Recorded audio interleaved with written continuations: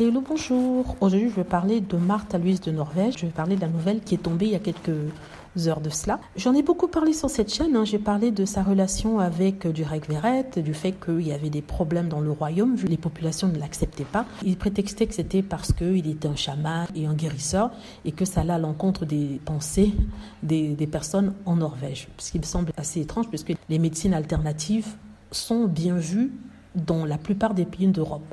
Peut-être pas quand on est noir et ça fait peut-être marabout, mais je ne sais pas.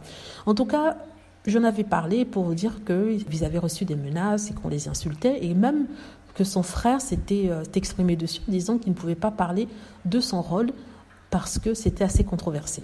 Aujourd'hui, on vient d'apprendre que Märtha Louise de Norvège a décidé de se retirer de son rôle royal auprès de la cour, c'est-à-dire qu'elle ne sera plus en représentation de la famille royale. Elle garde toutefois son titre, mais seulement elle ne représentera plus la famille royale de façon officielle, donc elle ne sera plus au devant de la scène et tout ça. On se demande qui va la remplacer vu qu'il n'y a que son frère et sa femme en fait. Voilà, c'est triste quand même, voilà ce qu'elle dit en fait. Après une période passée à me poser beaucoup de questions en ce qui me concerne et mon fiancé et notre rôle dans la famille, j'ai décidé à présent de ne plus faire des représentations officielles pour le compte de la famille royale.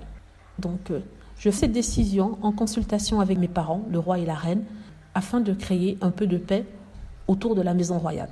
Voilà, ça a été posté sur son compte Instagram, ce message-là. Donc ici, elle explique que voilà, elle a réfléchi et qu'il n'est pas possible de concilier les deux, c'est-à-dire être avec Durek Verrett, avoir peut-être un rôle commercial dans ses affaires, créer ses propres affaires dans les solutions alternatives, le bien-être, et en même temps être princesse.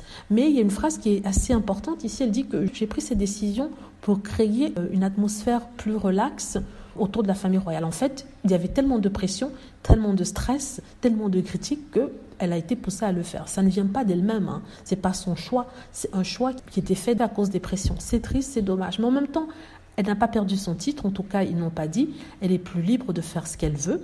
Et voilà, quoi. Elle a toujours son titre de princesse, mais n'est plus son Altesse royale. Elle avait perdu ce titre-là en 2002. Voilà, dites-moi ce que vous en pensez. J'espère que vous avez aimé la vidéo. N'hésitez pas à cliquer sur like si c'est le cas, à vous abonner pour plus de vidéos et à cliquer sur la petite cloche afin d'être averti lorsque je poste une nouvelle vidéo. Merci.